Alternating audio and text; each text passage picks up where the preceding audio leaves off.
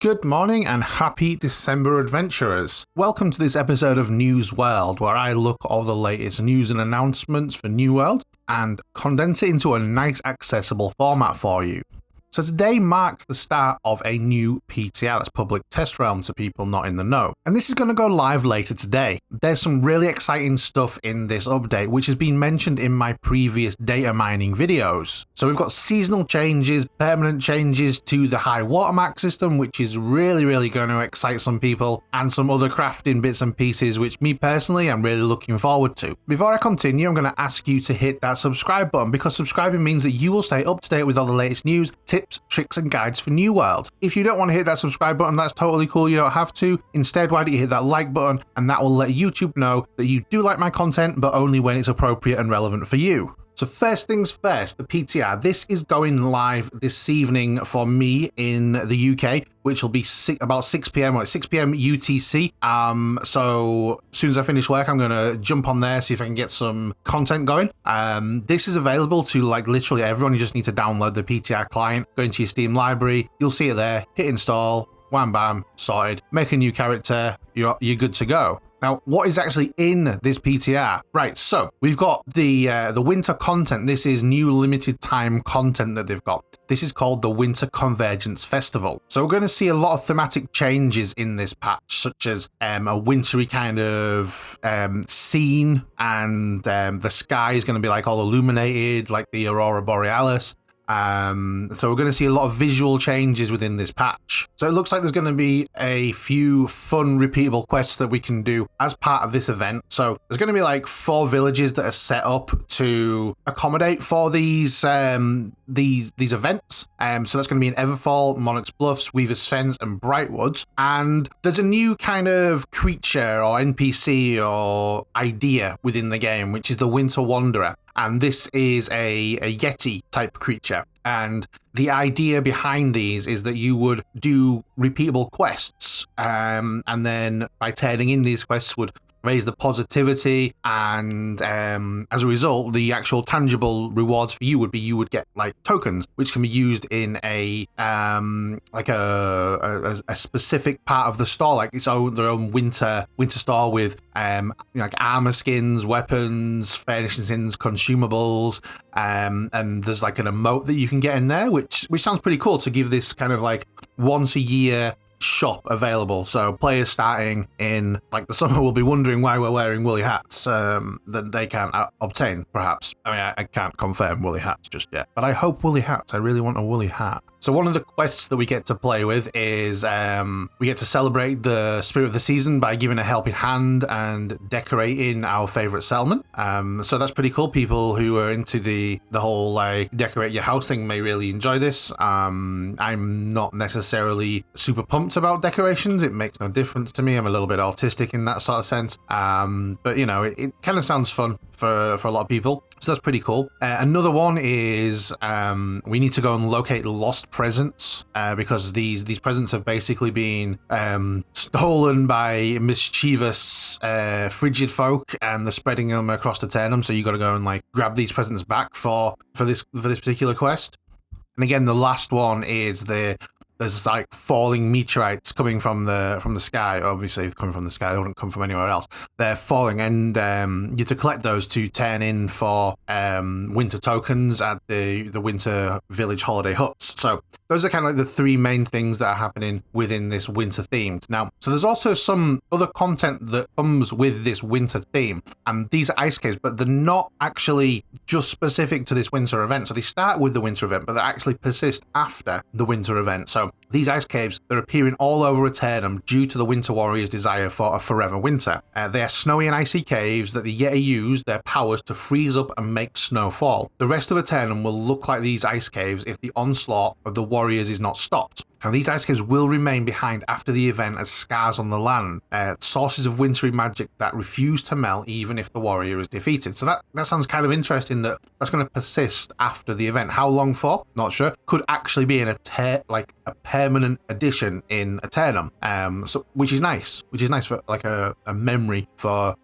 events that have passed. So they're also introducing some side quests in addition to all of the Winter Wanderer quests, and these are just like skip the side story quests, which are offered in Restless Shore and Morningdale. So completing these quests will give you territory standing for those particular territories. So you do have to have completed the main story quest, Encroaching Corruption, and then you need to seek out a particular NPC, which has got a really tongue twister of a name, so you're just going to have to bear with me while I try and pronounce this. So it's Architect Giacomo Altaviti, and that's near the starting settlement to begin the quest series. So then further quests provided by this NPC will be unlocked as you level up and progress your territory standing. So they're going to throw in some new journal categories as well, for epic weapons and armor quests and skill progression quests as well. So this is an update that includes map pins for all quest types as well, which is pretty cool. Gives us a little bit more info on those particular genre of quests, shall we say. Okay, so these are the new features, and this is what I'm excited about, and I know that you're going to get excited about this as well. So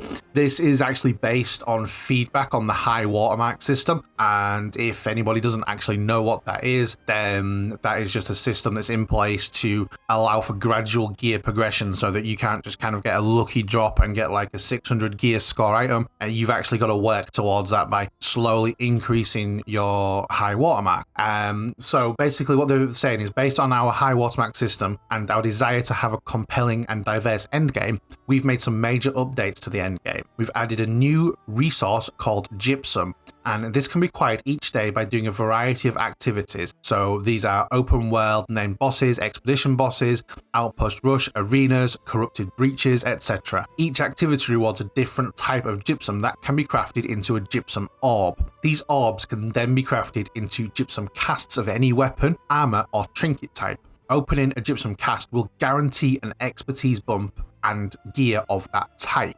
So that is super fantastic. There's different ways now of obtaining that high watermark increase. Now it gets better. So we've also renamed the high watermark to expertise, and get this, and now display the current expertise level of each slot on your avatar in the inventory, so players can easily track their progress. We also show a level up banner anytime your expertise level increases. So this means that no more tracking of your watermark on a notepad or Excel sheet. How cool is that?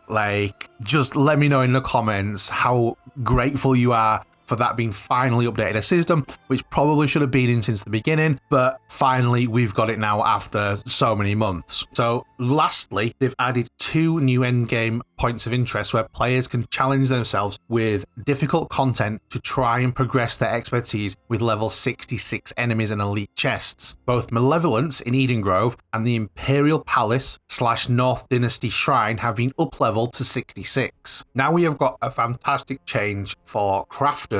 So there is a change to the system, and that is trade skill aptitude. So what they're saying is, we want to continue rewarding the efforts you make to craft items for yourself, your friends, or to make a buck on the trading post. So what they've done is they've actually introduced a new system called trade skill aptitude. And what that means is that upon reaching level 200 in a trade skill, the leveling circle will update to show 3 markers, and these are equidistant from each other on the circle. So earning trade skill XP will begin progressing you to the next section of that circle. So when you actually reach one of these markers, you'll be awarded with a container of useful items that are mostly trade skill relevant, such as craft mods, special ingredients, and even schematics and recipes. Now, each subsequent marker will award a more spectacular container with more rewards than the one before. And gaining enough XP will go all the way around the circle, and it will increment the aptitude counter by 1. So this counter will keep counting, so you can keep track of how many times you've wrapped your progress around the top level.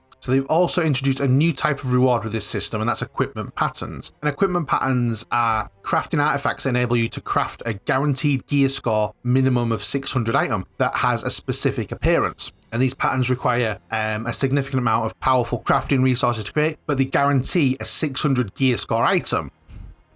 The patterns will still roll perks, and the players have the normal amount of control over the outcome with craft mods and Azoth, and the equipment patterns have a small chance to drop from Arcana, weaponsmithing, armoring, and the engineering aptitude reward caches. So that's just fantastic news for us crafters, giving us the motivation to just keep pushing and pushing and pushing. I know personally, I really enjoy the gathering, but when you hit that top level in gathering, you just don't want to go anywhere. when you hit that top level in refining, you don't want to do anything more. And when you hit that top level in crafting, you're just like, well, what is the point? So this is really, really great news for crafters, just to give us that little bit of extra something to show a reward for our efforts, basically. Okay, so there's been some PvP balance changes, and I can't tell you that I'm fully confident in what I'm understanding here. So let me read this out to you, and you tell me how you interpret this, because it sounds like they're they're giving lower levels a nerf, basically. That's what it sounds like, but I'm not convinced that's what I'm reading here. So let's go through this together and let me know if you think something different to what I'm saying. Right, so due to an issue in our internal PvP damage formula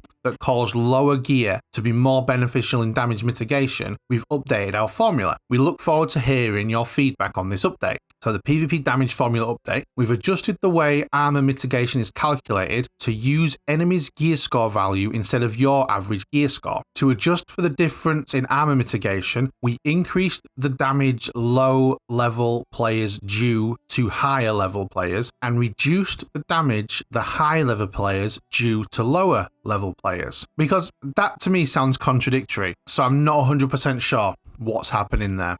Because the first part says that lower gear is more beneficial than it should be, but then it also seems to suggest that lower level players will be doing more damage to high level players, and high level players will be doing more damage to lower level players. And it's a strange use of the word due. It's probably correct. I mean, I'm sure they're smarter than I am, but it just confuses me, and I'm a simpleton. So, fancy wording, it doesn't go down well with me.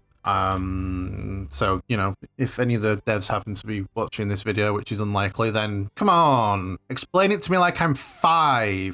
Anyway, crit damage application. The critical damage bonuses from masteries and perks are now applied additively instead of multiplicatively. On average, this will reduce the extra damage they provide by a small percentage. So finally, for the PvP balance changes, buffer windows. So a general consistency pass has been done across all weapons to adjust the buffering windows for dodges, abilities, and basic attacks. The updated buffer windows starts when the first frame of the attack that would deal damage, or on first casting frame in the case of abilities that do not deal damage. So the rest of this patch note is just a generic FAQ on how to join the PTR and how they will respond to tickets and blah blah blah. This has been covered previously, so I won't cover all ground. People who are watching this video and not new to the game, they know how it works. So that is everything that has been announced recently, and this is only a small patch. They're actually working on a bigger patch, a big content update, which is, I'm so excited for, and I can't wait to get my hands on this.